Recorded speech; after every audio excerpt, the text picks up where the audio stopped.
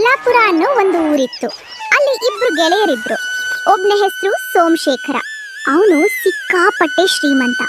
ಅವನ ಹತ್ರ ದೊಡ್ಡ ಬಂಗಲೆ, ಆಸ್ತಿ ಪಾಸ್ತಿ ಎಲ್ಲ ಇತ್ತು. ಇನ್ನೊಬ್ಬ ಭೀಮಣ್ಣ. ಪಾಪ ಅವನು ತುಂಬಾ ಬಡವ. 2 ಹೊತ್ತು ಊಟಕ್ಕೂ ಕಷ್ಟಪಡ್ತಿದ್ದ. ಆದ್ರೂ ಭೀಮಣ್ಣನ ಮನಸ್ಸು ಮಾತ್ರ ಬಂಗಾರ. ಅವನು ಸಿಕ್ಕಿರೋ ಅರೆ ಬರೆ ರೊಟ್ಟಿ ತಿಂದ್ರು ದೇವ್ರಿಗೆ ಕೈ ಮುಗಿತಿದ್ದ. ಯಾರಾದ್ರೂ ಮನೆಗೆ ಬಂದ್ರೆ ತನ್ನ ಕೈಲಾದಷ್ಟು ಸಹಾಯ ಮಾಡ್ತಿದ್ದ. ಆದ್ರೆ ಈ ಸೋಮಶೇಖರ ಇದ್ದಾನಲ್ಲ, ಅವನು ಪಕ್ಕ ಜಿಪುಣ ಮತ್ತೆ ಅಹಂಕಾರಿ. ಅವನಿಗೆ ಬಡ ಜನ ಅಂದ್ರೆ ಆಗಲ್ಲ, ನೆಂಟ್ರು ಮನೆಗ್ ಬಂದ್ರಂತೂ ಉರಿದ್ ಬೀಳ್ತಿದ್ದ. ಬಡವರನ್ನ ಕಂಡ್ರೆ ಹುಳ ನೋಡ್ದ ಹಾಗೆ ನೋಡ್ತಿದ್ದ. ಸೋಮಶೇಖರನ ಮನೆ ನೋಡೋಕೆ ಅರಮನೆ ತರ ಇತ್ತು. ಅದರ ಎದುರುಗಡೆನೆ ಭೀಮಣ್ಣನ ಸಣ್ಣ ಗುಡಿಸಲು. ಒಂದು ದಿನ ಆ ಊರಿಗೆ ಒಬ್ರು ವಯಸ್ಸಾದ ಅಜ್ಜಿ ಬರ್ತಾರೆ. ಅಜ್ಜಿ ನಡ್ಕೊಂಡು ಬಂದು ಸುಸ್ತಾಗಿದ್ರು.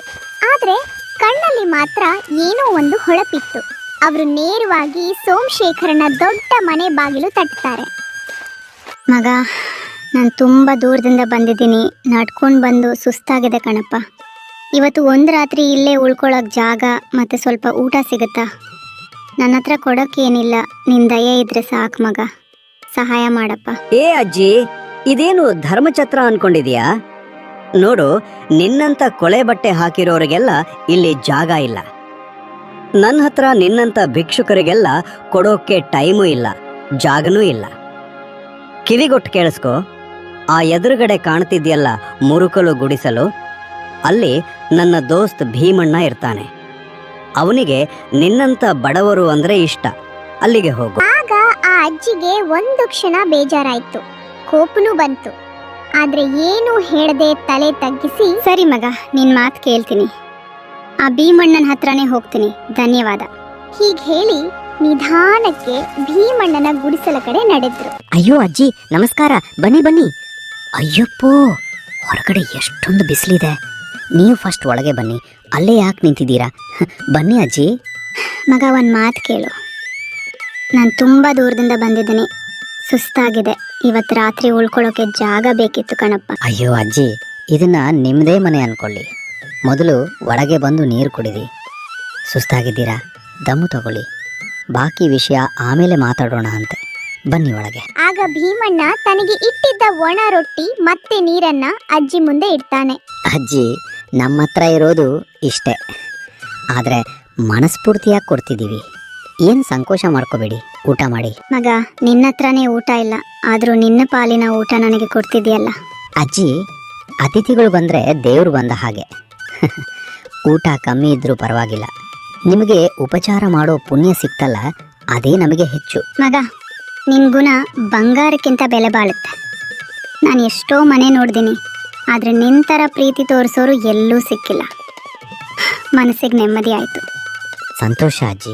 ಆಗ ಅಜ್ಜಿ ಖುಷಿಯಿಂದ ಊಟ ಮಾಡಿದ್ರು. ನೋಡ್ ಭೀಮಣ್ಣ, ನೀನು ನನ್ನನ್ನು ಇಷ್ಟು ಪ್ರೀತಿಯಿಂದ ನೋಡ್ಕೊಂಡೆ. ನಾನು ಈ ಊರಿಗೆ ಒಂದು ಮುಖ್ಯವಾದ ಕೆಲಸದ ಮೇಲೆ ಬಂದಿದ್ದೀನಿ. ಅಜ್ಜಿ, ನೀವು ಏನು ಹೇಳ್ತಿದ್ದೀರಾ ಅರ್ಥ ಆಗ್ತಿಲ್ಲ. ನೀವು ಯಾರು?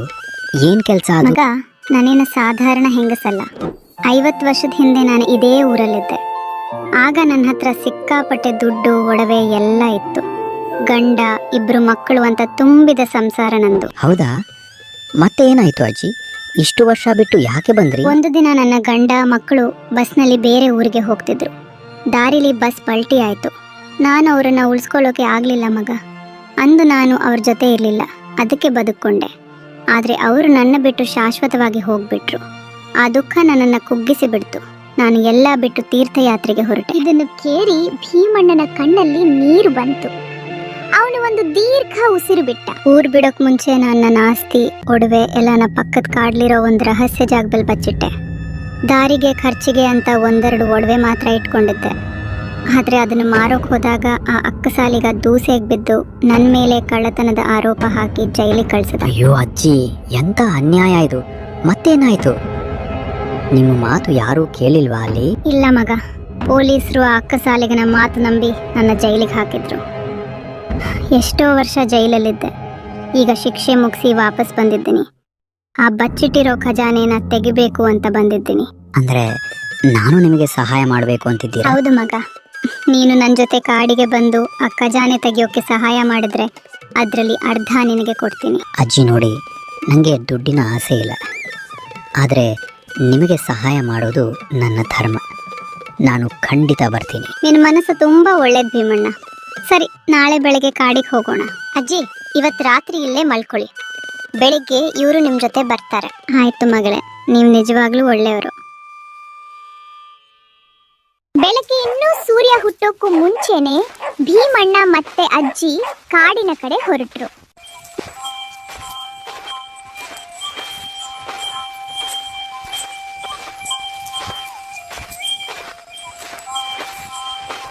ಅಜ್ಜಿ, ಈ ಕಾಡು ನೋಡಿದರೆ ತುಂಬಾ ದೊಡ್ಡದಿದೆ. ನೀವು ಎಲ್ಲಿ ಮುಚ್ಚಿಟ್ಟಿದ್ದೀರಾ? ತಾಳ್ಮೆ ಇರ್ಲಿ ಮಗ. ಅಲ್ಲಿ ನೋಡು, ಆ ಹಳೆ ಮರ ಕಾಣ್ತಿದ್ಯಾ? ಅದ್ರ ಹತ್ರನೇ ನಾನು ಎಲ್ಲ ಹೂತಿಟ್ಟಿದ್ದು. ಅಜ್ಜಿ, ಇಷ್ಟು ವರ್ಷ ಆದರೂ ನಿಮಗೆ ಜಾಗ ಕರೆಕ್ಟಾಗಿ ನೆನಪಿದ್ಯಾ? ಮಗ, ಬದುಕೆಲ್ಲ ಅದ್ರ ನೆನಪಲ್ಲೇ ಕಳೆದಿದ್ದೇನೆ, ಮರೆಯೋಕ್ಕಾಗತ್ತಾ? ಅದು ಬರೀ ದುಡ್ಡಲ್ಲ, ನನ್ನ ಸಂಸಾರದ ನೆನಪು. ಹೌದಜ್ಜಿ, ನಿಮ್ಮ ಕಷ್ಟ ಅರ್ಥ ಆಗುತ್ತೆ. ಬನ್ನಿ, ಬೇಗ ಹುಡ್ಕೋಣ. ಇಬ್ರು ಆಲದ ಮರದ ಹತ್ರ ಹೋದ್ರು. ಅಜ್ಜಿ ಒಂದು ಜಾಗ ತೋರಿಸ್ತಾರೆ. ಇಲ್ಲೇ ಮಗ, ಇಲ್ಲೇ ಆಗಿ. ಸ್ವಲ್ಪ ಆಳದಲ್ಲಿ ಪೆಟ್ಟಿಗೆ ಸಿಗುತ್ತೆ. ಸರಿ ಅಜ್ಜಿ, ಈಗಲೇ ಶುರು ಮಾಡ್ತೀನಿ. ಮಗ, ಇದರಲ್ಲಿ ಅರ್ಧ ಪಾಲು ನಿಂದೆ, ತಗೋ. ಅಜ್ಜಿ, ನನಗೆ ಇಷ್ಟೊಂದು ಹಣ ಬೇಡ. ನಮ್ಮ ಜೀವನಕ್ಕೆ 2 ಹೊತ್ತು ಊಟಕ್ಕೆ ಎಷ್ಟು ಬೇಕೋ ಅಷ್ಟು ಸಾಕು. ಬಾಕಿ ನೀವೇ ಇಟ್ಕೊಳ್ಳಿ. ಭೀಮಣ್ಣ, ನಿನ್ನ ಪ್ರಾಮಾಣಿಕತೆ ಮೆಚ್ಚುವಂಥದ್ದು. ಆದರೂ ಪರವಾಗಿಲ್ಲ, ನಿನ್ನ ಸಂಸಾರಕ್ಕೆ ಅಂತ ಸ್ವಲ್ಪನಾದರೂ ಇಟ್ಕೋ. ಸರಿ ಅಜ್ಜಿ, ನೀವಿಷ್ಟು ಬಲವಂತ ಮಾಡ್ತಿದ್ದೀರಾ ಅಂತ ಸ್ವಲ್ಪ ತಗೋತೀನಿ. ಮಿಕ್ಕಿದ್ದು ನಿಮಗೇ ಸೇರಬೇಕು. ಭೀಮಣ್ಣ ಸ್ವಲ್ಪ ಬಂಗಾರದ ನಾಣ್ಯಗಳನ್ನ ಚೀಲಕ್ಕೆ ಹಾಕೊಂಡ. ಅಜ್ಜಿ, ಯೋಚನೆ ಮಾಡಬೇಡಿ. ನಿಮ್ಮ ಖಜಾನೆ ಮತ್ತೆ ನಿಮ್ಮ ನೆನಪು 2 ಸುರಕ್ಷಿತವಾಗಿರುತ್ತೆ. ಯಾರಿಗೂ ಗೊತ್ತಾಗದ ಹಾಗೆ ಊರಿಗೆ ತಗೊಂಡು ಹೋಗೋಣ ಬನ್ನಿ.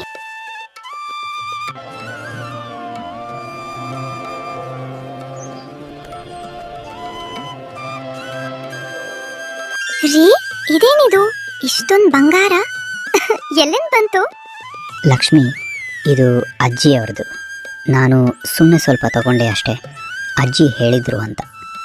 ಉಳಿದಿದ್ದು ಎಲ್ಲ ಅಜ್ಜಿದೆ. ಮಗಳೇ, ಈ ವಯಸ್ಸಲ್ಲಿ ನನಗೇನೂ ಬೇಡ. ಭೀಮಣ್ಣ, ಇದನ್ನ ಬಡವರಿಗೆ ಹಂಚೋದ್ರಲ್ಲಿ ನನಗೆ ಸಹಾಯ ಮಾಡು. ಅಜ್ಜಿ, ನೀವು ಗ್ರೇಟ್. ನೀವು ಹೇಳಿದ ಹಾಗೆ ಮಾಡೋಣ.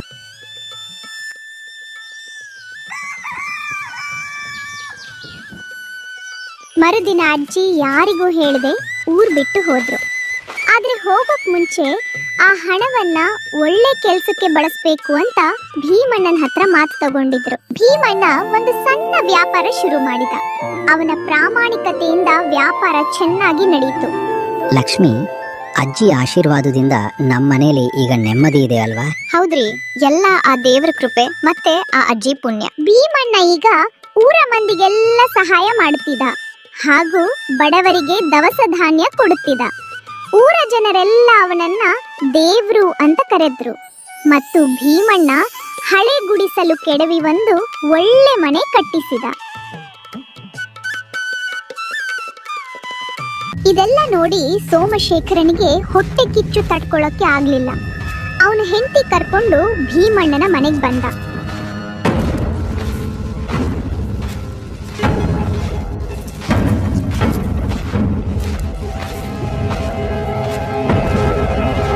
ಏ ಭೀಮು, ಈ ಹೊಸ ಮನೆ, ಆಳು ಕಾಳು, ಇಷ್ಟೊಂದು ಮರ್ಯಾದೆ, ಇದೆಲ್ಲ ಹೆಂಗೆ ಬಂತು?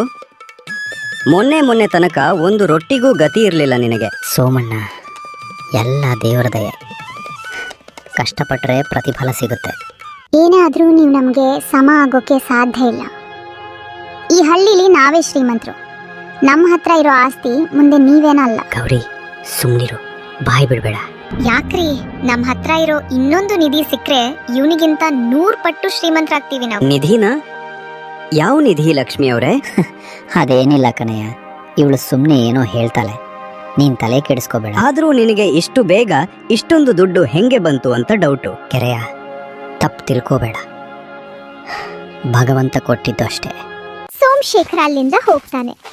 ಆದ್ರೆ ಅವನ ತಲೆಯಲ್ಲಿ ಅನುಮಾನ ಹಾಗೆ ಇತ್ತು. ನೋಡ್ತಿರು ಗೌರಿ, ಆ ಭೀಮಣ್ಣ ಕಾಡಿಂದಾನೆ ಯಾವುದೋ ಖಜಾನೆ ತಂದಿದ್ದಾನೆ ಅನ್ಸುತ್ತೆ. ಅದಕ್ಕೆ ಅವನ ಹೆಂಡತಿಯಾಗ ಮಾತಾಡುತ್ತಿದ್ಲು. ಕಾಡಲ್ಲಿ ಇನ್ನೂ ನಿಧಿ ಇದೆ ಅಂತ ನನ್ನ ಮನಸ್ಸು ಹೇಳ್ತಿದೆ. ಅದನ್ನ ನಾನು ಬಿಡಲ್ಲ. ಆ ಭೀಮನಿಗಿಂತ ನಾನೇ ದೊಡ್ಡ ಶ್ರೀಮಂತ ಆಗಿಲ್ಲ ಅಂದ್ರೆ ನನ್ನ ಹೆಸರು ಸೋಮಶೇಖರನೇ ಅಲ್ಲ.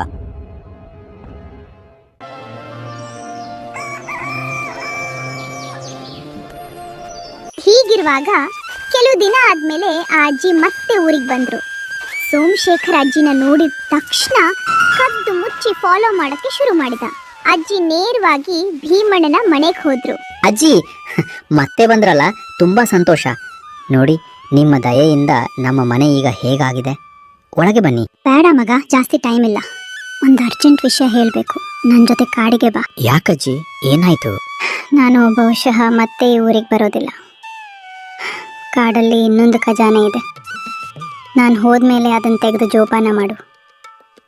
ಸಮಯ ಬಂದಾಗ ನಾನು ಬಂದಿಸ್ಕೋತೀನಿ. ಆಯ್ತು ಅಜ್ಜಿ, ಬನ್ನಿ ಹೋಗೋಣ. ಇಬ್ರು ಕಾಡಿನ ಕಡೆ ಹೋದ್ರು. ಸೋಮಶೇಖರ ಮರಗಳ ಹಿಂದೆಯಿಂದ ಅವರನ್ನೇ ಫಾಲೋ ಮಾಡ್ತಿದ್ದ.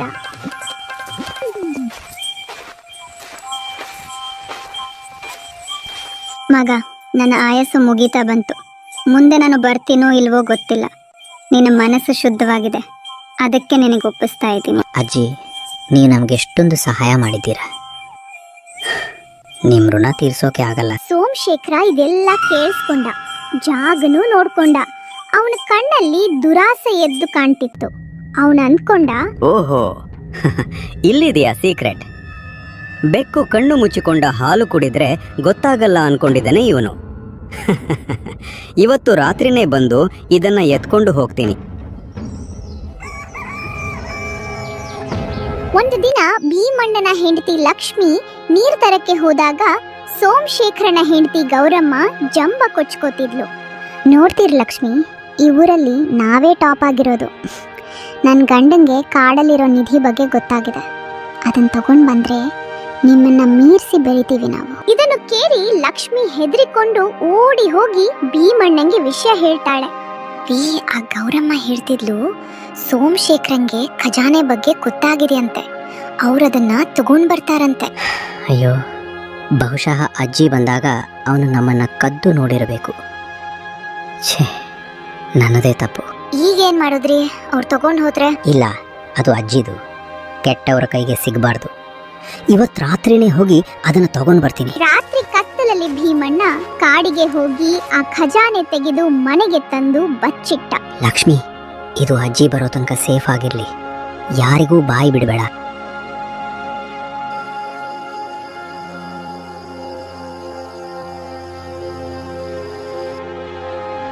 ಅದೇ ರಾತ್ರಿ ತಡವಾಗಿ ಸೋಮಶೇಖರ ಗುದ್ದಲಿ ಹಿಡ್ಕೊಂಡು ಕಾಡಿಗೆ ಹೋದ. ಬೆವತ್ತು ಸುಸ್ತಾಗಿ ಅಗೆದ್ರೆ ಅಲ್ಲಿ ಏನೂ ಇಲ್ಲ, ಖಾಲಿ ಡಬ್ಬ. ಅಯ್ಯೋ ಮೋಸ, ಆ ಭೀಮ ನನಗಿಂತ ಮುಂಚೆ ಬಂದು ತಗೊಂಡು ಹೋಗಿದ್ದಾನೆ. ಬಿಡಲ್ಲ ಅವನನ್ನ. ಸೋಮಶೇಖರ ಕಾಡಲ್ಲಿ ಹಳ್ಳ ತೋಡ್ತಾ ಇದ್ದಾಗ ಇತ್ತ ಊರಲ್ಲಿ ಅವನ ಮನೆಗೆ ಬೆಂಕಿ ಬಿತ್ತು.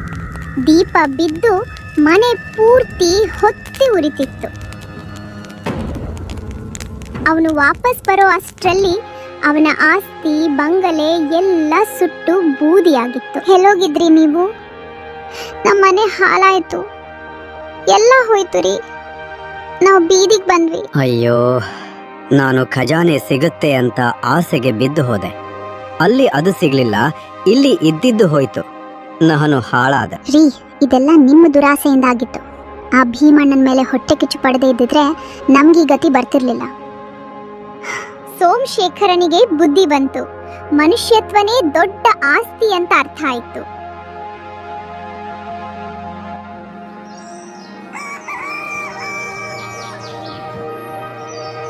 ಸ್ವಲ್ಪ ದಿನ ಆದ್ಮೇಲೆ ಅಜ್ಜಿ ಮತ್ತೆ ಬಂದ್ರು. ಊರ ಜನರೆಲ್ಲ ಆಶ್ಚರ್ಯಪಟ್ರು. ಅಜ್ಜಿ ಭೀಮಣ್ಣನ ಮನೆಗೆ ಹೋದ್ರು. ಅಜ್ಜಿ, ನೋಡಿ, ನಿಮ್ಮ ಖಜಾನೆ ಇಲ್ಲೇ ಇದೆ. ನನ್ನ ಸ್ನೇಹಿತ ಕದಿಯೋಕೆ ನೋಡ್ದ, ಆದ್ರೆ ನಾನು ಕಾಪಾಡಿದ್ದೀನಿ. ಭೀಮಣ್ಣ, ನೀನು ನನ್ನ ನಂಬಿಕೆ ಉಳಿಸ್ಕೊಂಡೆ. ಈ ಖಜಾನೆ ಇನ್ಮೇಲೆ ನಿನಗೆ ಸೇರಿದ್ದು. ನಾನೇನ್ ಮಾಡ್ಲಿ ಇಟ್ಕೊಂಡು? ಅಜ್ಜಿ, ನನಗೊಂದು ಆಸೆ. ನೀವ್ಯಾಕೆ ಎಲ್ಲೋ ಇರ್ತೀರಾ? ನಮ್ಮ ಜೊತೆನೇ ಇಲ್ಲೇ ಇರಬಾರ್ದಾ? ನೀವೇ ನಮಗೆ ತಾಯಿ ಇದ್ದ ಹಾಗೆ. ಮಗ, ನನ್ನ ಸ್ವಂತ ಮಕ್ಕಳೇ ನನ್ನ ಈ ರೀತಿ ನೋಡಲಿಲ್ಲ, ಆದರೆ ನೀನು ಇಷ್ಟು ಪ್ರೀತಿ ಕೊಡ್ತಿದೀಯ. ಸರಿ ಕಣಪ್ಪ, ನಾನು ನಿಮ್ಮ ಜೊತೆನೇ ಇರ್ತೀನಿ. ಅಂದಿನಿಂದ ಅಜ್ಜಿ ಭೀಮಣ್ಣನ ಮನೆಯಲ್ಲೇ ಇದ್ರು. ಭೀಮಣ್ಣ ಆ ಖಜಾನೆ ಹಣವನ್ನೆಲ್ಲ ಬಡವರಿಗೆ ಹಂಚಿದ. ಇಡೀ ಊರು ಭೀಮಣ್ಣನ ಗುಣಗಾನ ಮಾಡ್ತು. ನೋಡ್ರಪ್ಪ, ಭೀಮಣ್ಣನಂಥ ಮನುಷ್ಯ ಸಿಗೋದು ಕಷ್ಟ. ಎಲ್ರಿಗೂ ಒಳ್ಳೇದಾಗ್ಲಿ ಅಂತ ಬಯಸ್ತಾನೆ. ನಿಜವಾದ ಶ್ರೀಮಂತಿಕೆ ಇರೋದು ದುಡ್ಡಲ್ಲಿ ಅಲ್ಲ, ಗುಣದಲ್ಲಿ ಅಂತ ಭೀಮಣ್ಣ ತೋರಿಸಿಕೊಟ್ಟ. ಈ ಕಥೆ ನಿಮ್ಗೆ ಇಷ್ಟವಾದ್ರೆ ಒಂದು ಲೈಕ್ ಮಾಡಿ ಮತ್ತು ನಮ್ಮ ವಿಡಿಯೋಗೆ ಸ್ವಲ್ಪ ಹೈ ಪಾಯಿಂಟ್ಸ್ ಕೊಡಿ. ಹಾಗೂ ಮತ್ತಷ್ಟು ಕನ್ನಡ ಕಥೆಗಳಿಗಾಗಿ